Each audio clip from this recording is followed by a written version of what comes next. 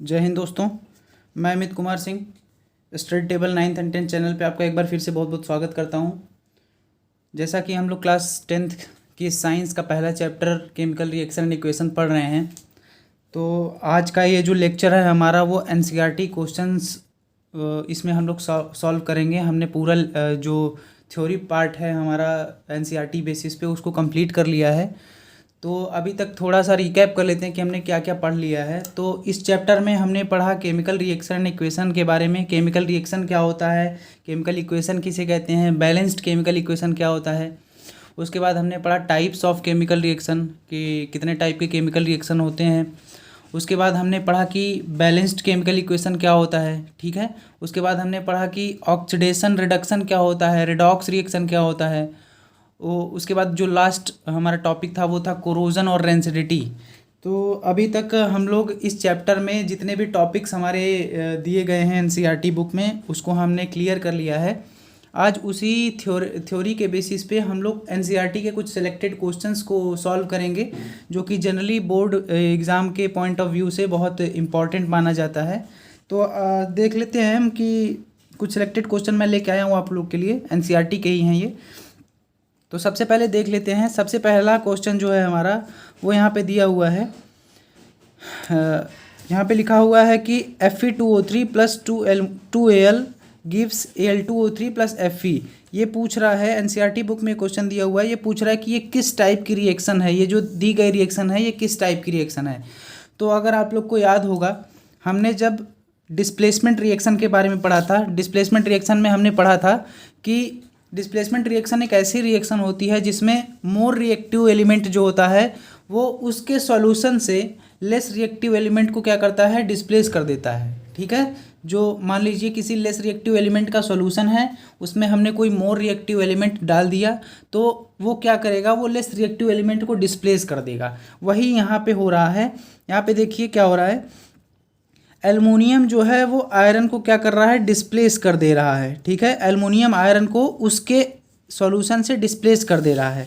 तो इसका आंसर क्या हो जाएगा, इसका आंसर हो जाएगा कि दिया गया जो हमारा क्वेश्चन है, जो टाइप ऑफ रिएक्शन है वो डिस्प्लेसमेंट रिएक्शन है, ठीक है।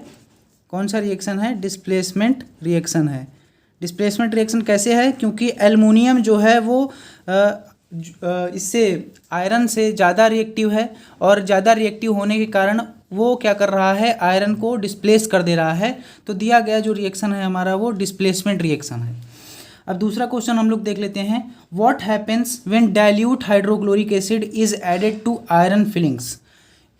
पूछ रहा है कि अगर आयरन फिलिंग्स में, आयरन के किसी भी कील वगैरह में अगर कोई आयरन का ऑब्जेक्ट है हमारे पास, उसमें हम क्या डाल दें, हाइड्रोक्लोरिक एसिड डाल दें तो क्या होगा।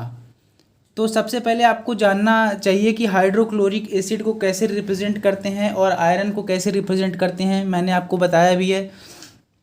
तो ये जो रिएक्शन है ये कुछ इस तरह से होगी। हाइड्रोक्लोरिक एसिड लिख लेते हैं पहले। हाइड्रोक्लोरिक एसिड का फॉर्मूला होता है HCl। उसके बाद आयरन फिलिंग्स, तो आयरन फिलिंग्स का फॉर्मूला हो जाएगा Fe, ठीक है। तो Fe जब हाइड्रोक्लोरिक एसिड का रिएक्शन और HCl का रिएक्शन कराएंगे तो यहाँ पे देखिए हाइड्रोजन जो है वो लेस रिएक्टिव है और आयरन जो है हमारा वो ज़्यादा रिएक्टिव है। तो यहाँ पे भी डिस्प्लेसमेंट रिएक्शन हो जाएगी और ये बन जाएगा FeCl2 प्लस H2, ठीक है। FeCl2 प्लस H2 ये हमारा बैलेंस्ड केमिकल इक्वेशन हो गया। तो यहाँ पे पूछ रहा है what happens when dilute hydrochloric acid is added to iron filings. तो हमें आंसर देना होगा कि डाइल्यूट हाइड्रोक्लोरिक एसिड को जब आयरन फिलिंग में डालते हैं तो आयरन क्लोराइड उसके साथ साथ प्लस हाइड्रोजन गैस रिलीज होती है, ठीक है।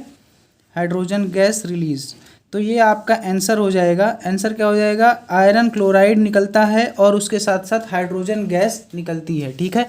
ये हमारा हो जाएगा आंसर। ये अगर इसका टाइप ऑफ रिएक्शन पूछे कि कौन सा टाइप की रिएक्शन है, तो ये भी एक डिस्प्लेसमेंट रिएक्शन है, ठीक है। क्योंकि हाइड्रोजन क्या हो रहा है, आयरन क्या कर रहा है, हाइड्रोजन को रिप्लेस कर दे रहा है, ठीक है। अब अगला जो क्वेश्चन है हमारा वो बैलेंसिंग से रिलेटेड है। बैलेंसिंग का क्वेश्चन है जो कि हमारे एनसीईआरटी में दिया हुआ है। तो बैलेंसिंग के लिए मैंने आपको बताया था कि हम लोग फॉलो करते हैं hit and trial method. Hit and trial method में क्या होता है, किसी केमिकल रिएक्शन को हम लोग एक बार बैलेंस करने की कोशिश करते हैं, अगर नहीं होगा एक बार में तो हम फिर से दोबारा ट्राई करेंगे। ठीक है, तो सबसे पहले हम पहला क्वेश्चन देख लेते हैं। यहाँ पे क्या है, HNO3 plus calcium hydroxide gives calcium nitrate plus water molecule. अब यहाँ पे देख लीजिए, आपको सबसे पहले क्या करना है, सबसे पहले जो भी हमारे एलिमेंट्स हैं उसको लिख लेना है। तो हाइड्रोजन है, कैल्शियम है, ठीक है, ऑक्सीजन है और NO3 को हम एज इट इज़ लिख लेते हैं। ठीक है,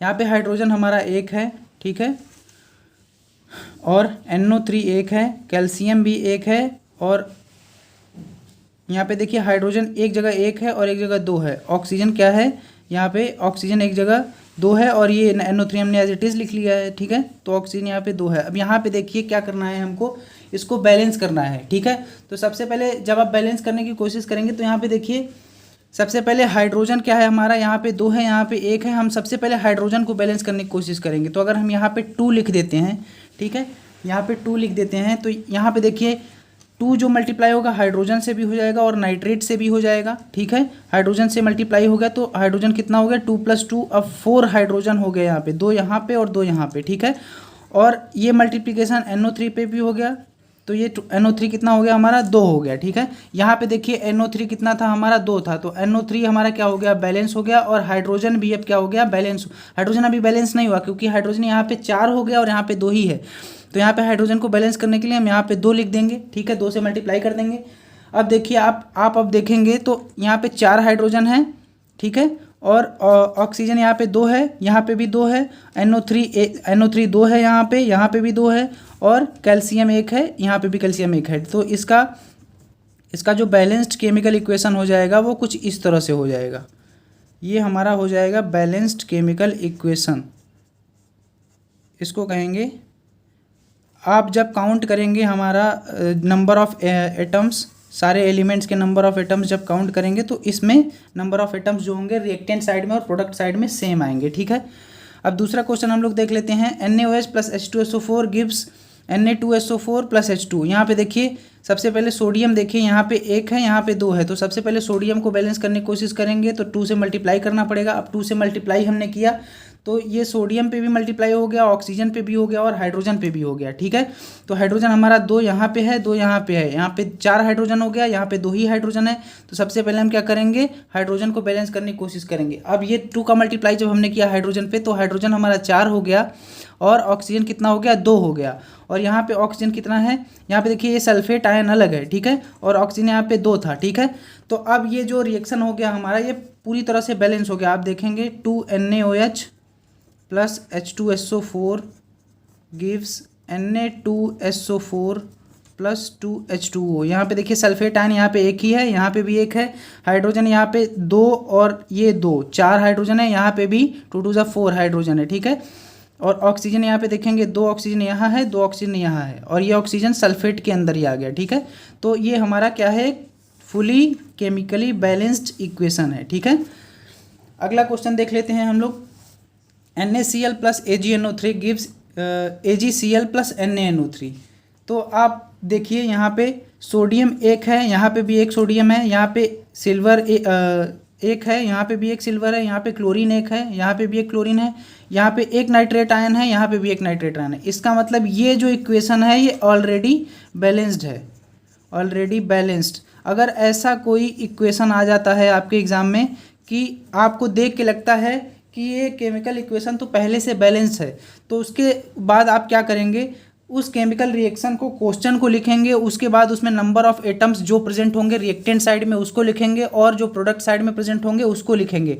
उसके बाद आप क्या करेंगे, वहाँ नीचे लिखेंगे कि this chemical reaction is already balanced. आपको इतना लिखना पड़ेगा। आप अगर वैसे ही छोड़ देते हैं क्वेश्चन को तो उस पर मार्किंग नहीं होगी। ठीक है, तो ऐसे भी क्वेश्चन पूछे जाते हैं जो पहले से बैलेंस होते हैं लेकिन आपको लगता है कि इसमें कुछ ना कुछ तो गड़बड़ जरूर होगा, लेकिन आप पहले काउंट करिए। अगर number of atoms reactant side में और प्रोडक्ट साइड में सेम आ रहे हैं तो आप नीचे लिख सकते हैं कि this chemical reaction is already balanced. ठीक है।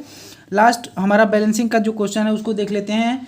यहाँ पे देखिए, यहाँ पे बेरियम एक है, यहाँ पे भी एक है, यहाँ पे SO4 एक है, यहाँ पे भी एक है, क्लोरीन यहाँ पे 2 है, यहाँ पे 1 है, और हाइड्रोजन भी 2 है, और यहाँ पे 1 है। इसका मतलब अगर हम 2 से मल्टीप्लाई करते हैं तो ये मल्टीप्लाई हाइड्रोजन पे भी हो गया और क्लोरीन पे भी हो गया। तो ये हमारा हो गया बैलेंस्ड केमिकल इक्वेशन। केवल हमें HCl में HCl एक एक था और इधर 2 2 HCl था, तो HCl यहाँ पे हमको मल्टीप्लाई करना था। यहाँ पे देखिए 2 हाइड्रोजन था, 2 क्लोरीन था, यहाँ पे एक ही हाइड्रोजन था और एक ही क्लोरीन था, तो दोनों को हमने क्या किया, 2 से मल्टीप्लाई कर दिया। अब ये क्या हो गया, हमारा केमिकली बैलेंस्ड इक्वेशन हो गया। ठीक है, तो ये हमारा NCERT का बैलेंस्ड केमिकल इक्वेशन के ऊपर कुछ क्वेश्चन था। अगला क्वेश्चन हम लोग देख लेते हैं। अगला क्वेश्चन दिया है, why is respiration considered an exothermic reaction. ठीक है, ये जब मैं एक्सोथर्मिक रिएक्शन के बारे में आपको पढ़ा रहा था तो मैंने आपको बताया था कि जो हमारा रेस्पिरेशन होता है, रेस्पिरेशन में हम क्या करते हैं, फूड लेते हैं, खाना खाते हैं, तो वो हमें एनर्जी प्रोवाइड करता है और वो एनर्जी हमारे बॉडी टेम्परेचर को मेंटेन करने के लिए काफ़ी होती है। तो हमारा बॉडी टेम्परेचर मेंटेन रहे इसीलिए हम क्या करते हैं, रेस्पायर करते हैं। मतलब खाना जब खाते हैं तो वो ग्लूकोज में कन्वर्ट होता है और ग्लूकोज फिर एनर्जी देता है हमें। ठीक है, एनर्जी में कन्वर्ट होता है, वाटर मॉलिक्यूल में कन्वर्ट होता है और कार्बन डाइऑक्साइड में कन्वर्ट होता है। तो यही है कि रेस्पिरेशन हमारा एक्सोथर्मिक रिएक्शन क्यों है, क्योंकि रेस्पिरेशन प्रोसेस से क्या होता है, रेस्पिरेशन जो प्रोसेस होता है हमारा, उसमें क्या होता है, हमें एनर्जी मिलती है। ठीक है, एनर्जी बाय फूड, खाने से हमें एनर्जी मिलती है और ये एनर्जी क्या करती है, keeps body temperature normal at 37 degree Celsius. 37 degree Celsius हमारी बॉडी का जो टेम्परेचर होता है वो नॉर्मल होता है। और रेस्पिरेशन में मैंने आपको बताया था कि कोई भी ऐसी रिएक्शन जिसमें एनर्जी निकलती हो या हीट एनर्जी निकलती हो, ऐसी रिएक्शन को हम लोग एक्सोथर्मिक रिएक्शन कहते हैं। तो रेस्पिरेशन को हम लोग एक्सोथर्मिक रिएक्शन इसलिए कहते हैं क्योंकि रेस्पिरेशन प्रोसेस में एनर्जी निकलती है और वो हमारे बॉडी टेम्परेचर को मेंटेन करती है, जिस वजह से हम रेस्पिरेशन को as a exothermic reaction consider करते हैं। ठीक है, दूसरा क्वेश्चन है हमारा, in the refining of silver the recovery of silver from silver nitrate solution involve displacement by copper, write the reaction. देखिए बहुत आसान रिएक्शन है ये, केवल आपको क्या करना है, बहुत आसान क्वेश्चन है, 2 नंबर में आता है ऐसा क्वेश्चन। केवल आपको क्या करना है, यहाँ पे सेंटेंस जो दिया हुआ है उसी को रिएक्शन के फॉर्म में लिख देना है, केमिकल इक्वेशन के फॉर्म में लिख देना है। कैसे लिखेंगे, देखिए यहाँ पे लिखा है इन रिफाइनिंग ऑफ सिल्वर, मतलब क्या करना है, हमें सिल्वर को निकालना है। The recovery of silver from silver nitrate solution, silver nitrate, यहाँ पे देखिए एक क्लू हमें मिल गया, सिल्वर नाइट्रेट। अब आपको पता होना चाहिए कि सिल्वर नाइट्रेट का फॉर्मूला होता है AgNO3। ठीक है, ये सिल्वर नाइट्रेट का फॉर्मूला होता है। यहाँ पे देख रहे हैं लिखा है silver nitrate solution involve displacement by copper, इसका मतलब दूसरा हमारा एलिमेंट क्या रिएक्ट करेगा, कॉपर। और एक यहाँ पे एक चीज़ देखिए, डिस्प्लेसमेंट लिखा है, डिस्प्लेसमेंट बाय कॉपर, इसका मतलब किस टाइप की रिएक्शन हो रही है, यहाँ पे डिस्प्लेसमेंट रिएक्शन हो रही है। तो कॉपर क्या करेगा, सिल्वर को डिस्प्लेस कर देगा, क्योंकि कॉपर जो होता है वो सिल्वर से ज़्यादा रिएक्टिव होता है। ठीक है, तो यहाँ पे ये हमारा हो जाएगा केमिकल इक्वेशन। यहाँ पे कॉपर जो होगा वो सिल्वर को जब रिप्लेस करेगा तो ये बना लेगा कॉपर नाइट्रेट।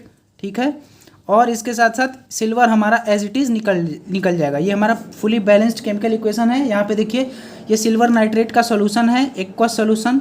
ठीक है, उसको हमने क्या किया, उसमें हमने कॉपर डाला तो कॉपर नाइट्रेट मिला हमें और सिल्वर एज इट इज़ अलग हमें मिल गया। तो यहाँ पे हमने क्या किया, रिकवरी ऑफ सिल्वर किया, किस प्रोसेस से, डिस्प्लेसमेंट प्रोसेस से। ठीक है, तो ये हमारा केमिकल रिएक्शन हो जाएगा। अगर ऐसा क्वेश्चन आता है एग्जाम में तो आप केवल ध्यान दीजिए कि यहाँ पे सॉल्यूशन क्या क्या दिया हुआ है और कौन सी रिएक्शन दी हुई है, ये आपको पहले से बता देगा। जैसे डिस्प्लेसमेंट हो रहा है तो यहाँ पे लिखा हुआ है कि डिस्प्लेसमेंट बाय कॉपर, तो आपको लैंग्वेज समझना है क्वेश्चन का। ठीक है, अगला जो लास्ट क्वेश्चन है हमारा वो है, a shiny brown coloured element X on heating in air becomes black, name the element X and the black coloured compound formed. यहाँ पे देखिए ये बहुत आसान क्वेश्चन है, कह रहा है a shiny brown coloured element, shiny brown coloured element. अब ऐसे तो शाइनी ब्राउन कलर्ड एलिमेंट बहुत सारे हो सकते हैं, लेकिन इस क्वेश्चन स्पेसिफिक क्वेश्चन के लिए मैं आपको बता देता हूँ कि ये जो X है हमारा, यहाँ पे हमें बताया गया कि on heating in air becomes black. तो जो कॉपर होता है हमारा, कॉपर जो हमारा एक एलिमेंट होता है वो शाइनी ब्राउन कलर का होता है और उसको जब ऑक्सीजन के प्रेजेंस में, हम जानते हैं कि हीट करेंगे तो हीट के लिए आग चाहिए होगी, और आग किसके प्रेजेंस में लगती है? ऑक्सीजन के प्रेजेंस में लगती है, ठीक है। तो कॉपर को जब ऑक्सीजन के प्रेजेंस में हीट करते हैं तो क्या बनता है हमारा? कॉपर ऑक्साइड बनता है, ठीक है, कॉपर ऑक्साइड बनता है। तो यहाँ पे लिखा है a shiny brown coloured element X, तो एक्स क्या हो गया हमारा? कॉपर हो गया। On heating in air becomes black, air में हीट करने पे क्या हो जाता है? ब्लैक हो जाता है। नेम द एलिमेंट एक्स, तो एक्स हमारा कॉपर है। And the black coloured compound from, तो ब्लैक कलर का जो कंपाउंड बनेगा वो हमारा बनेगा कॉपर ऑक्साइड। ये है हमारा ब्लैक कलर्ड कंपाउंड। तो रिएक्शन के बाद जो हमारा प्रोडक्ट बनेगा ब्लैक कलर्ड कंपाउंड, वो कॉपर ऑक्साइड होगा, ठीक है। इसका क्या नाम है? Copper oxide. कॉपर ऑक्साइड का कलर कैसा होता है? ब्लैक कलर होता है, ठीक है। तो एनसीईआरटी के जो मेन क्वेश्चंस थे आज हमने उसको डिस्कस किया, ठीक है। और इस तरह से हमारा पहला चैप्टर कंप्लीट हो गया। अगर आपको किसी भी प्रकार की समस्या होती है तो आप बता सकते हैं। कोई भी क्वेश्चन आपका अगर उठता है इस चैप्टर से तो वो क्वेश्चन वेलकम है, हम लोग उसको सॉल्व करने की पूरी कोशिश करेंगे, ठीक है। तब तक के लिए धन्यवाद।